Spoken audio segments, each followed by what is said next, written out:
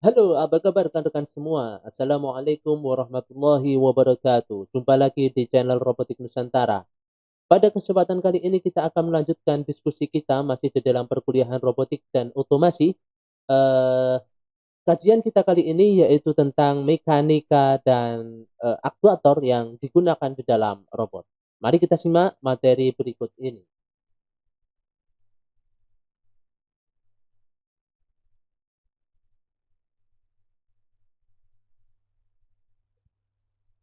Baik, kita lanjutkan diskusi kita masih di robotika dan otomasi. Pada pertemuan kali ini kita akan membahas tentang mekanik dan aktuator robot, bagian mekanik dan aktuatornya ya. Nah, jadi definisi dari mekanik ini, mekanik robot itu adalah sistem mekanik yang dapat terdiri dari setidaknya sebuah sistem gerak.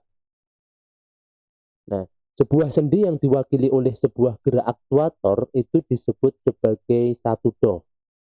Sedangkan derajat kebebasan pada struktur roda dan kaki itu diukur berdasarkan fungsi holomonik atau non holomonik. Jadi jika Anda mekanik Anda itu robotnya adalah robot mobile yang memiliki struktur roda, itu e, mekanismenya itu diukur atau aktuatornya itu diukur berdasarkan fungsi holonomik dan non holonomik. Tapi kalau robot tersebut adalah robot sendi atau robot manipulator, gerak aktuatornya itu disebut sebagai satu do. Misalkan link dengan lengan ini ya, lengan ini dengan lengan atas. Nah, ini kan akan dihubungkan dengan yang namanya roda, join, gitu. Dihubungkan dengan yang namanya join. Maka di sini itu disebut dengan satu do. Kalau di dalam lengan istilahnya satu do. Nah, mekanik robot yang pertama, struktur robot sebagian besar itu memang dibangun berdasarkan konstruksi mekanik. Nah, dan itu pun harus disesuaikan dengan tugas yang diberikan atau eh, ya tugas yang diberikan oleh robot itu untuk dalam mengerjakan atau menyelesaikan tugasnya. Nah, robot yang mempunyai kemampuan navigasi dan manipulasi itu secara relatif itu memiliki konstruksi mekanik yang lebih rumit dibandingkan dengan yang berkemampuan navigasi saja. Yang berkemampuan navigasi ini seperti mobile robot ya, yang tanpa lengan gitu ya, yang hanya memiliki roda penggerak. Nah, namun demikian, robot berjalan seperti halnya walking robot, seperti biped yang berjalan dengan menggunakan dua kaki, itu dapat memiliki konstruksi mekanik yang rumit dibandingkan dengan robot tangan yang bersifat planar. Beberapa minggu yang lalu sudah kita bahas beberapa jenis robot ya, ada planar, ada atau skava ya, secara kalau tidak salah di situ. Nah, kemudian hal mendasar yang perlu diperhatikan di dalam desain mekanik robot itu adalah perhitungan kebutuhan torsi. Ya, kebutuhan torsi untuk menggerakkan sendi atau roda. Nah, motor sebagai penggerak utama prime mover yang paling sering dipakai umumnya akan bekerja optimal ya, torsi dan kecepatan putar paling ideal itu pada putaran yang relatif tinggi. Yang hal ini tidak sesuai bila porosnya dihubungkan langsung ke sendi gerak atau roda. Sebab kebanyakan gerakan yang diperlukan pada sisi anggota badan robot itu adalah relatif pelan namun bertenaga. Dan salah satu metode yang paling umum eh, digunakan di dalam mekanisme robot, pergerakan robot itu adalah menggunakan sistem gear supaya menghasilkan torsi yang besar.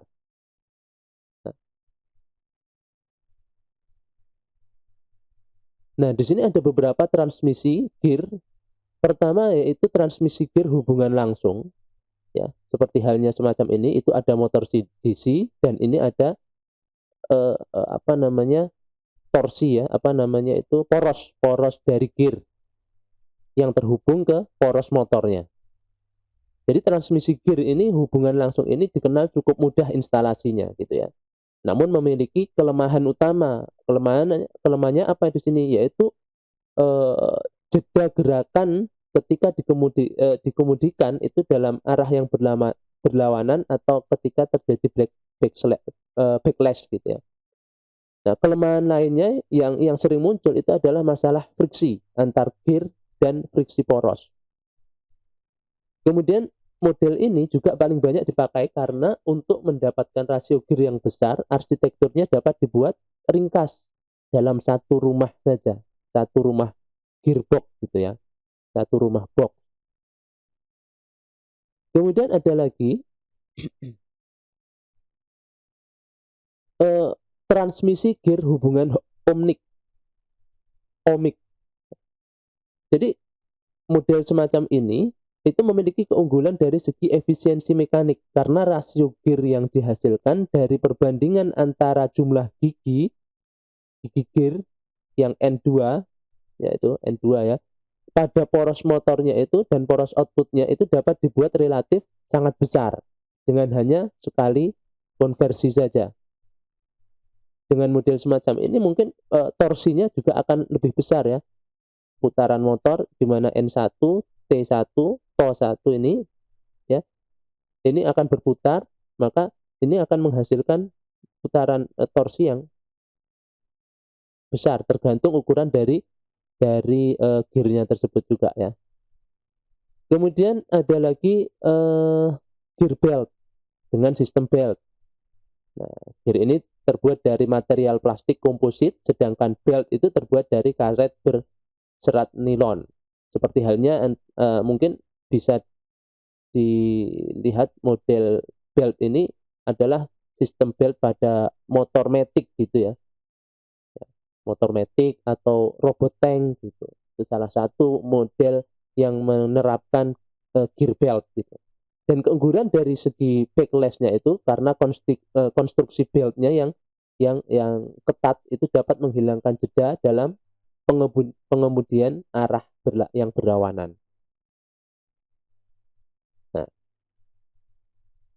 Nah, terkadang dengan model semacam ini itu ya kelemahannya ya selain itu juga terkadang akan terjadi slip gitu ya.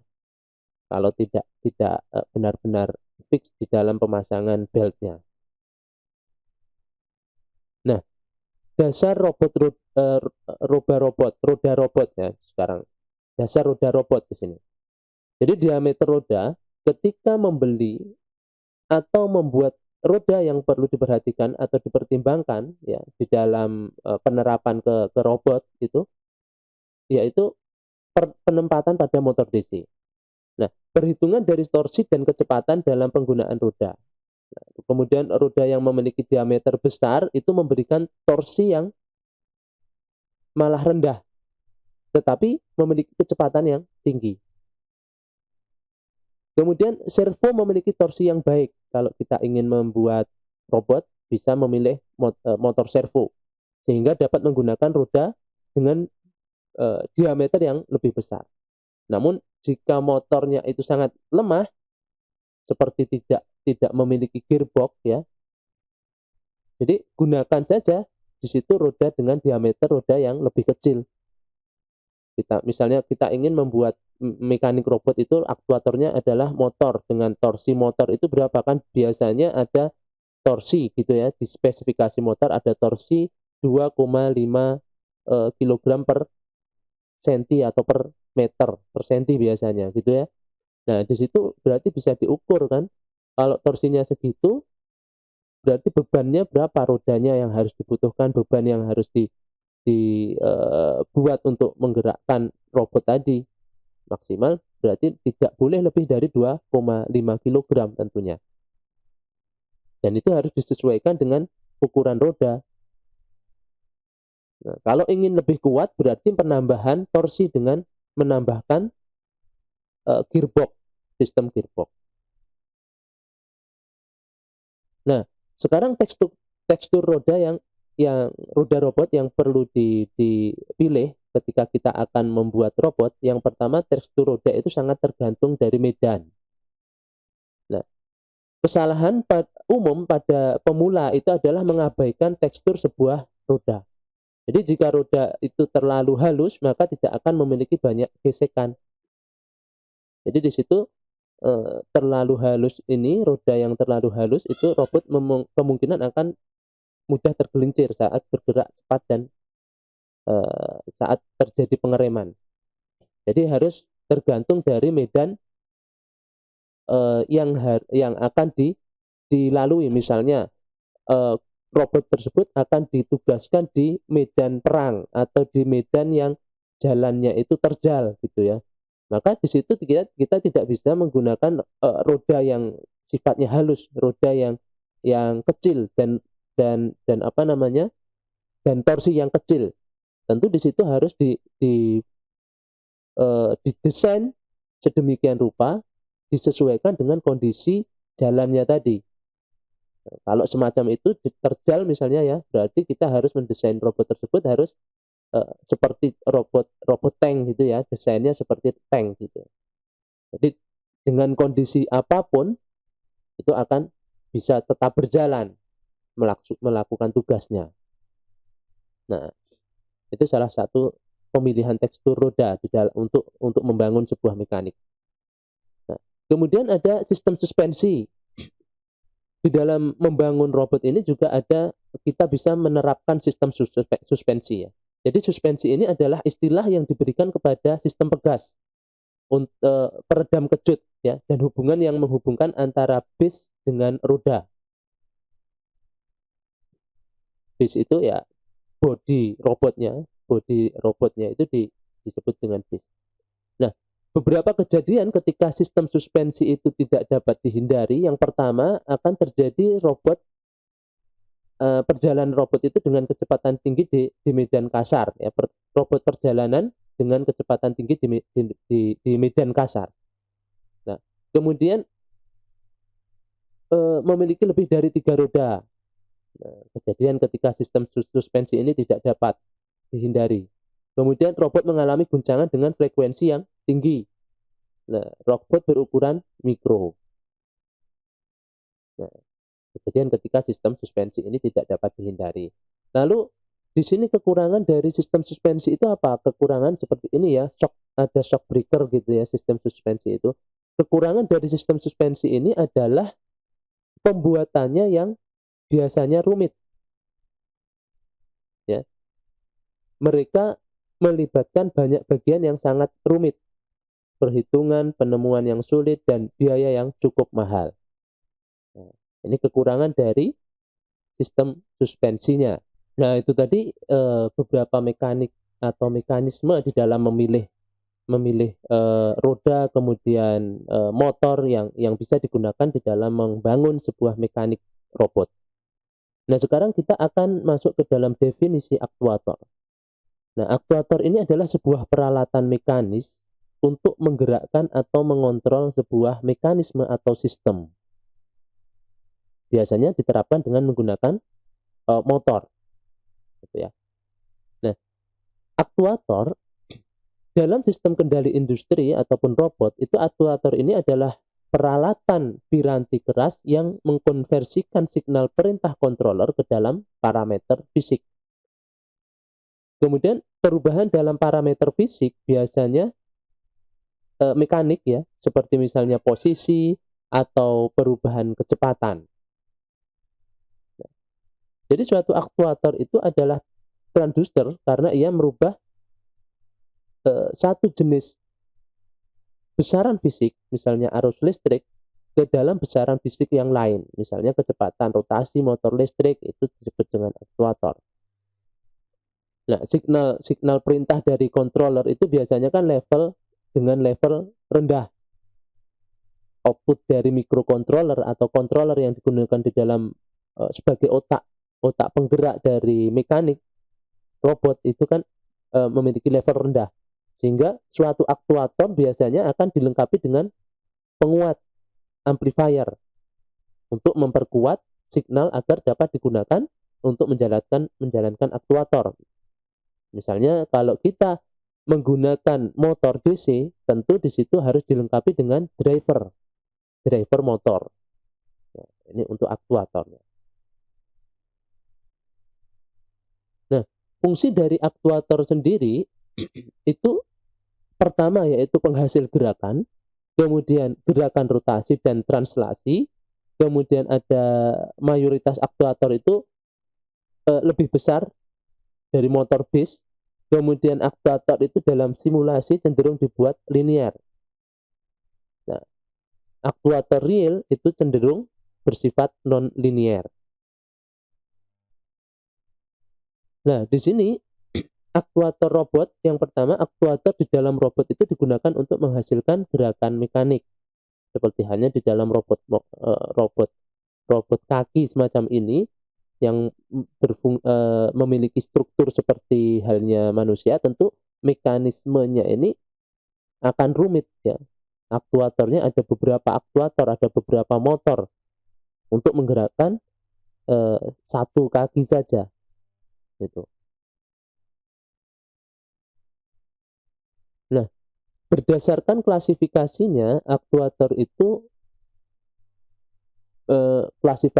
klasifikasi aktuator ya berdasarkan jenis penguat yang digunakan. Jadi aktuator itu dapat diklasifikasikan menjadi 3 kategori. Pertama, aktuator listrik. Di situ termasuk peralatan linear, output bergeser secara linear, dan peralatan rotasi. Output dari aktuator itu bergeser secara berputar, rotasi. Kemudian ada aktuator hidrolik, di mana aktuator hidrolik ini menggunakan fluida untuk memperkuat signal perintah controller dengan gerakan linear atau rotasi. Nah, aktuator hidrolik ini digunakan bila gaya yang dibutuhkan itu besar. Nah, kemudian ada aktuator pneumatik, di situ menggunakan tekanan udara sebagai daya penggerak. Kemudian sama seperti aktuator yang lain, gerakan yang dihasilkan itu dapat berupa gerakan linear atau rotasi untuk yang aktuator pneumatik. Karena tekanannya relatif rendah dibandingkan dengan aktuator hidrolik. Maka dari itu aktuator jenis pneumatik ini itu hanya dapat digunakan secara terbatas. Lalu di situ ada aktuator yang sering digunakan dalam sistem robotika dan terotomasi, yaitu adalah motor DC. Nah, motor elektromagnetik putar dengan satu daya arus searah DC itu banyak digunakan sebagai servomotor dalam sistem kendali misalkan. Gerakan memutar itu dapat dikonversikan ke dalam gerakan linear dengan menggunakan ulir pengarah. Lalu ada piston hidrolik.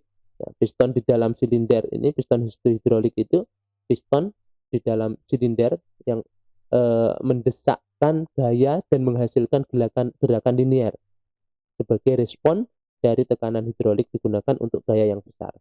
Lalu di situ motor induksi rotari itu motor elektromagnetik putar dengan satu daya arus bolak-balik dibandingkan dengan motor DC memiliki beberapa kelebihan, yaitu lebih murah di sini kalau kita menggunakan motor induksi rotasi. Konstruksi lebih sederhana dan satu daya AC itu lebih mudah diperoleh. Nah, lalu itu ada motor induksi linear, motor elektromagnetik gerakan lurus dengan satu daya arus bolak-balik. Nah, kelebihannya lebih cepat, akurasi penempatannya lebih baik, dan kapasitas itu akan lebih panjang induksi linearnya. Lalu di situ ada silinder pneumatik. Nah, di sini piston di dalam silinder mendesakkan gaya dan menghasilkan gerakan linear sebagai respon tekanan udara. Ini yang pneumatik. Kemudian ada saklar relay. Saklar on off itu akan membuka atau menutup rangkaian listrik sebagai respon suatu gaya elektromagnetiknya. Dan kemudian ada solenoid, itu rakitan elektromagnetik dengan dua posisi. Terdiri dari inti di dalam kumparan kawat. Inti pada umumnya ditahan pada satu posisi dengan menggunakan per. Tetapi bila kumparan itu diberi satu daya, inti tekanan tadi ke posisi yang lain. Inti tekanan akan berubah ke posisi yang lain. Nah, solenoid linear ini lebih banyak digunakan daripada solenoid putar. Nah, solenoid ini bisa Anda temui seperti halnya di solenoid keran elektriknya misalnya, atau penutup kunci elektrik ya. Kemudian ada motor langkah atau disebut dengan stepper, motor stepper ya, stepping motor. Itu merupakan motor elektromagnetik putar. Putaran jarum outputnya itu berbanding lurus dengan pulsa yang diterimanya. Nah, keunggulan dari peralatan ini adalah akurasinya tinggi dan implementasinya pun mudah, motor stepper.